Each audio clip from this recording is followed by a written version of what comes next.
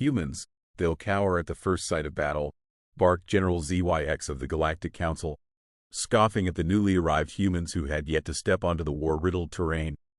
The council chamber buzzed with amused murmurs as his statement hung in the air, solidifying what every alien race believed about Earth's inhabitants. Soft, peace-bound creatures who stumbled into galactic warfare with the caution of a frightened animal. But the humans just stood there, calm and unflinching. Earth species, began Counselor Breen of the Sari, a slender, silver-skinned figure with a voice like running water. We appreciate your willingness to assist in this conflict, though we fully understand if you find it too overwhelming. The human at the front of the group, Lieutenant Mason Cole, seemed to suppress a smile. Overwhelming? He asked, his tone casual. You're talking about facing off against the Drown Empire? He glanced at General ZYX, whose scales rippled in irritation, turning a bright shade of violet. The Drown warriors are relentless, ZYX retorted. They show no mercy. Even the Fawns withdrew after a single engagement with them. What makes you believe humans, unarmored, flesh-bound as you are, would fare any better? Lieutenant Cole paused, eyeing the council members as if sizing them up. His voice steady and even, it filled the echoing hall. We've done our homework, General, he said, and we've handled worse. A wave of suppressed laughter rustled through the assembly. The notion of humans, small, squishy beings by galactic standards, braving the Drown, a species notorious for their brutality and unmatched combat skill, was ludicrous to the Galactic Council. These humans were nothing more than fragile bones covered in a thin layer of skin. They lacked the reinforced exoskeletons of the Granny or the reflexive scales of the Zarath. No claws, no toxins, no armor that grew from their own bodies. Their evolutionary shortcomings made their survival improbable in this theater of war. So, Lieutenant Cole continued, unfazed by the quiet ridicule. What's the current situation with the Drown? ZYX narrowed his eyes. They're advancing on 3 of our outpost planets. Our forces have been contained in all directions. Their artillery surpasses ours. Their troops far outnumber any of our species' best efforts, he said, glaring down his nose at Cole, scales darkening in what appeared to be anger. You really expect to make a difference? The human officer just gave a single nod. That's exactly what we expect. What precisely are you planning to do? Inquired Counselor Breen, her expression one of patronizing curiosity.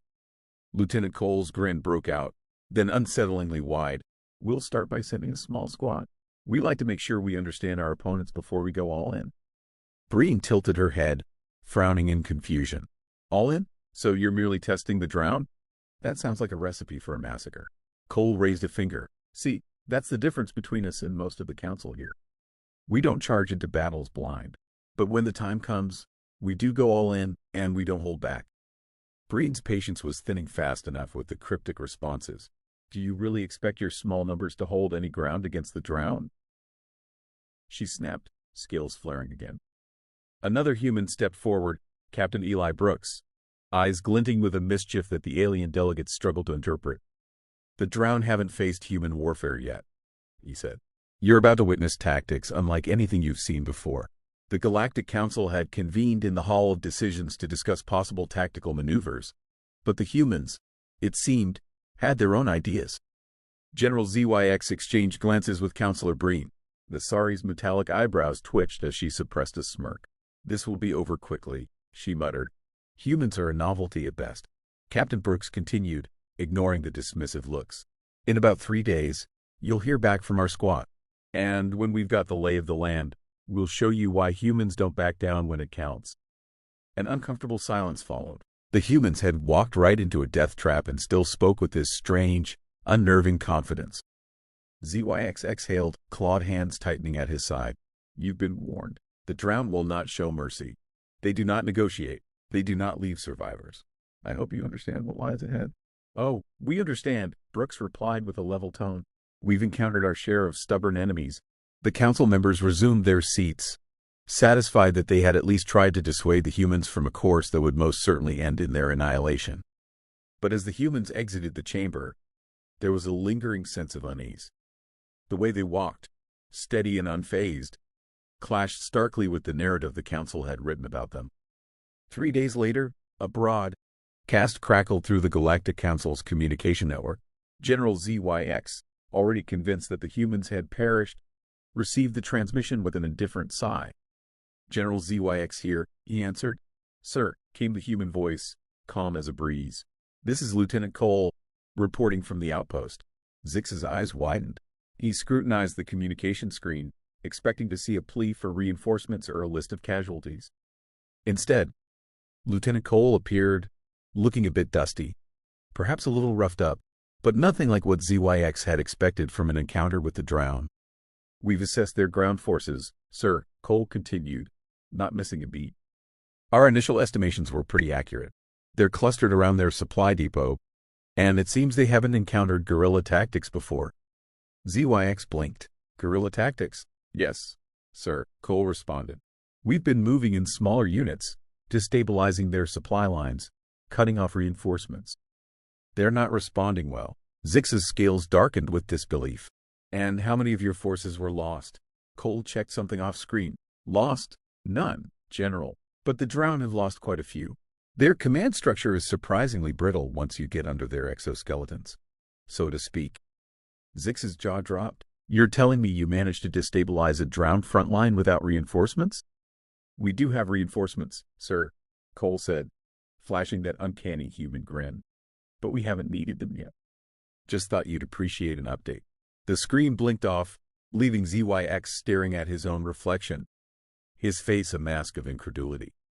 3 hours after Lieutenant Cole's message, the Galactic Council convened in a frantic emergency meeting.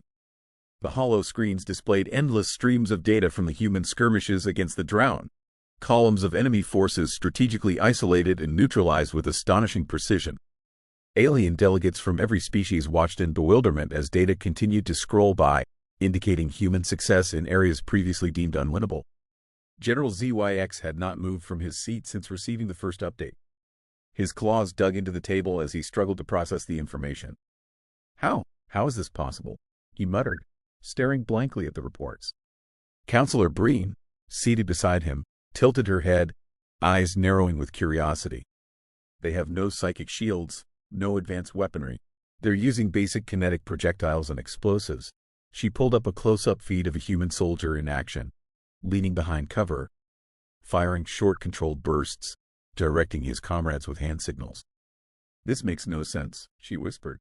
Before she could analyze further, a voice crackled through the council's secure line. "This is Captain Eli Brooks, reporting live from Drown territory," he announced, his voice calm and clear. ZYX leaned forward. "Captain Brooks, I see your forces have made an impact. Care to explain?" The hollow display shifted to show Brooks, dressed in worn battle gear, with the remnants of Drown fortifications smoldering in the background. His face was dusty, but there was a satisfied gleam in his eye. "Well, General," Brooks said, "let's just say the Drown aren't big on adaptability. They've got a rigid hierarchy, and once we started dismantling their chain of command, the rest fell apart pretty quickly." He gestured behind him at the scattered Drown remains, their armor cracked and useless. "Turns out they rely heavily on centralized orders, and without their officers barking instructions, they don't handle pressure well."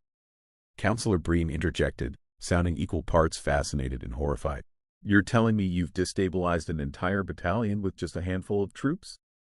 Brooks shrugged. "We've had some practice back on Earth. Guerrilla tactics, ambushes, coordinated strikes on supply lines. Humans can be well resourceful under pressure." Zix's jaw clenched as he processed the implications. "Captain, are you aware that the Drown have not been defeated in over 200 cycles?" Brooks gave a casual nod. "Yeah, we heard that. But, back on Earth, we faced some tough odds before. You could say it's a bit of a tradition for us to take on the impossible." "Tradition?" Breen echoed, bewildered. "War is a tradition for humans?" The alien delegates exchanged glances, uncomfortable murmurs filling the room. Zix's gaze narrowed as he scrutinized the human on the screen, as though he were seeing an entirely different creature than the one he had dismissed a few days ago. Before ZYX could respond, another alert flashed across the hollow display. Drown forces retreating from Sector 14. Brooks glanced at the alert, then back at the council. "Looks like they're pulling back. We'll clean up the stragglers and secure the area." He gave a small, almost smug salute. "Captain Brooks out." As the transmission ended, silence fell over the council chamber. General ZYX, still reeling from the turn of events, finally broke the quiet. "Humans," he muttered, shaking his head. "They're not soft, they're terrifying." Counselor Breen, for once at a loss for words, could only nod in agreement.